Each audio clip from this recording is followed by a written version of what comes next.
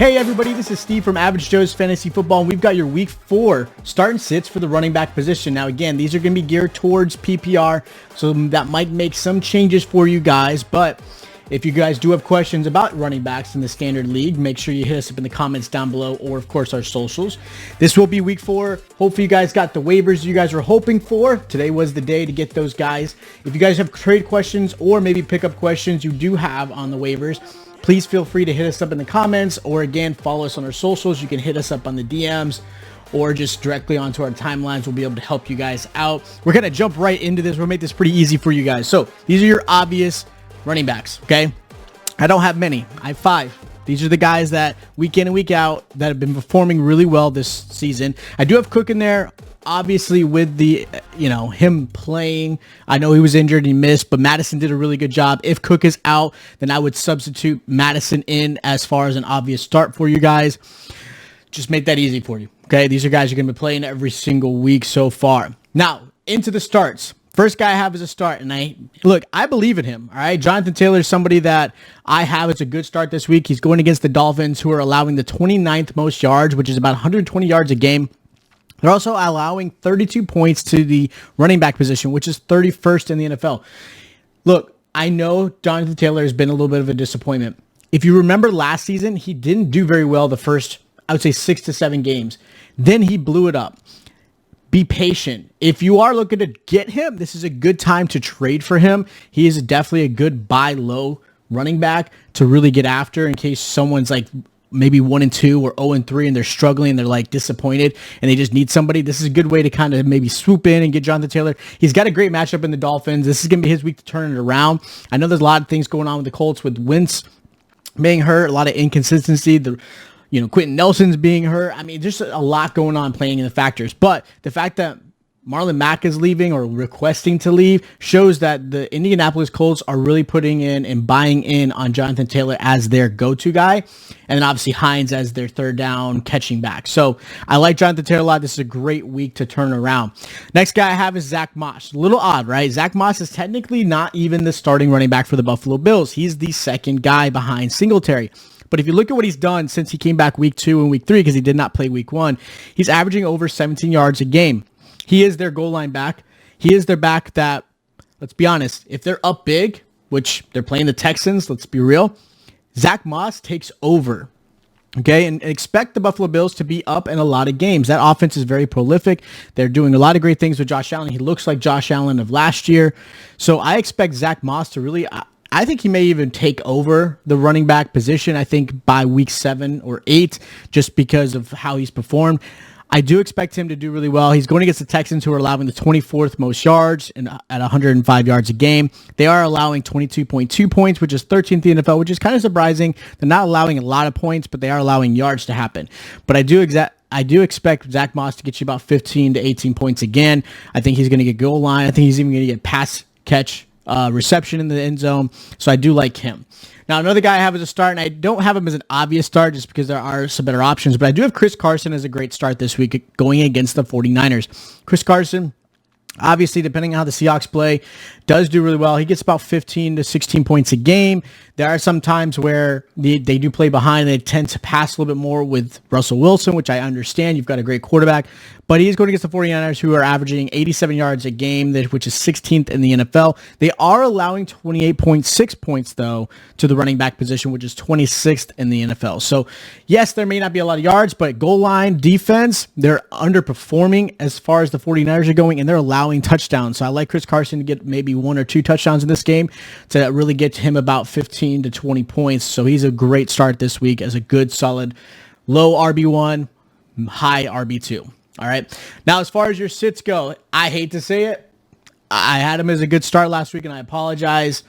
Tyson Williams is not a good start, and even almost at the point where he is droppable. Right now, the Ravens are Lamar Jackson. Okay. That offense is going through Lamar Jackson. They're running the ball with Lamar Jackson. The running backs are an afterthought. Tyson Williams only had 2 points.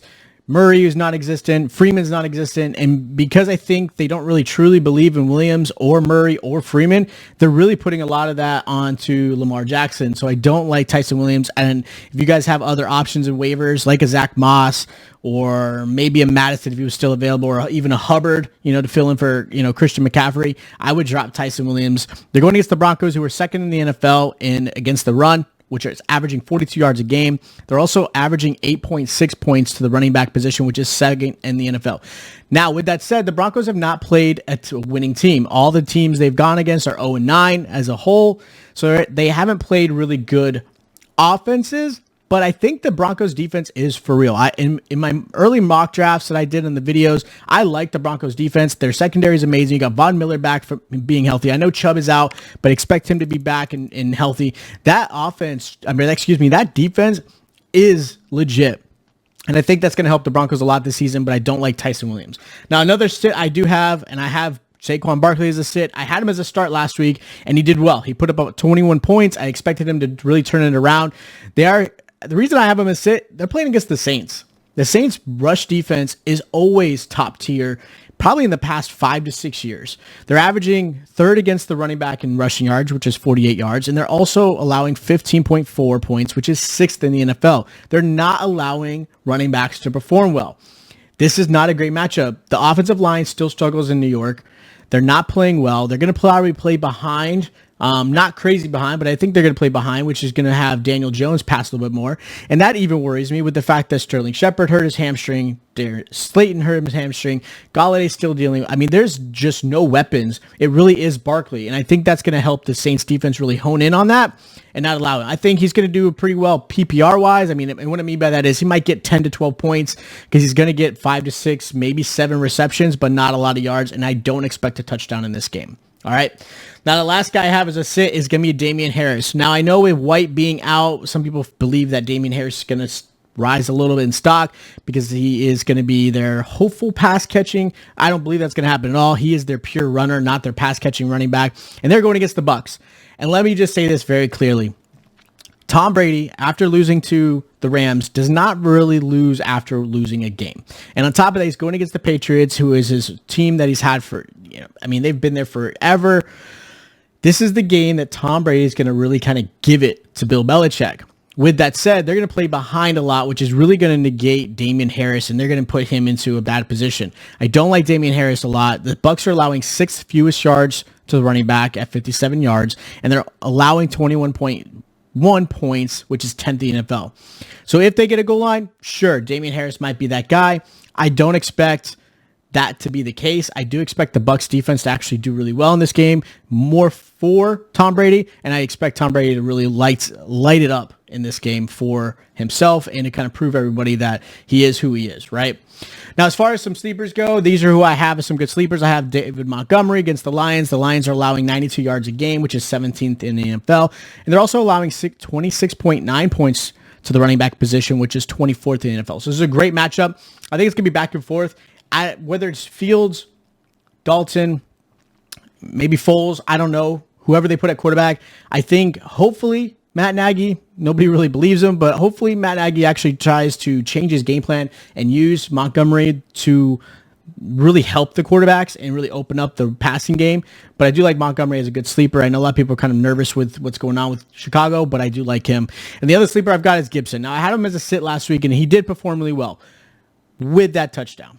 Okay, had he not had that 73-yard reception for a touchdown, he only would have had about 6 points in that game, which is why I put him as a sit. That was a rough game. He had that one long reception that really helped save his day, and I know some people gave me some crap, and I understand that. I get it. Sometimes you can't predict a long reception like that, especially at a Gibson who's not known to be a receiving back. So I do apologize that if you did say him and he did outperform your starter. But again, I did not see him doing really well, and he didn't besides that catch. But I do see him as a good sleeper option here. Anybody who's playing the Falcons really is a good option. Falcons are giving up 83 yards a game, which is 15th in the NFL. They're also allowing 23.9 points to the running back, which is 21st in the NFL. So I do expect Gibson to have a good game. I expect him anywhere from 15 to 18 points. I think he's going to get a touchdown at the goal line. I think he'll get about 60 to 70 yards rushing, and I think about 2 or 3 catches and, some yards there. So I do expect him about 15 or so points. So I do like Gibson as a good sleeper this week. So hopefully this video helped you guys out as far as some good start and sits, maybe some sleepers, or maybe some guys you really kind of not really sure about, right? If you guys do have questions, make sure you hit us up in the comments down below or follow us on our socials. We're on Twitter, we're on Instagram. Our links are down below to hit us up in there. If you guys did like the information I gave you and you guys really appreciate it, make sure you hit that subscribe button and that notification bell. That way you guys are notified every time we drop a video just like this. Also hit the like button. It's greatly appreciated, and we're hoping for a goal of about 15 likes on this video, so hopefully you guys help us out with that and get you guys ready. Make sure you stay tuned. Again, hit that notification bell. We'll be dropping the receiver starting lineup and sit lineup, and also our tight end start and sits this week. We'll be getting those out to you today and tomorrow. That way you guys are prepared for week 4. All right, and again, there is a game Thursday. You got the Bengals, you got the Jaguars, so make sure your lineups are set. And I'll catch you guys next time.